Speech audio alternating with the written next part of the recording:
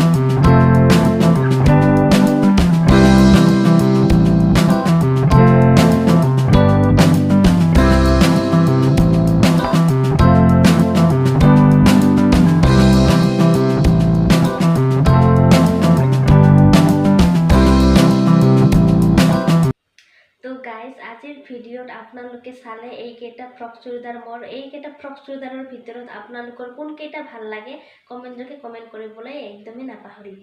তো thank you so' much guys, আজিলৈকে ইমানেই আছিল। আকৌ লগ পাম আকৌ এটা নতুন ভিডিঅ' নতুন টপিকত। তেতিয়ালৈকে আপোনালোক সকলোৱে সুস্থ থাকক, ভালে থাকক আৰু সদায় হাঁহি থাকক। Thank you so' much.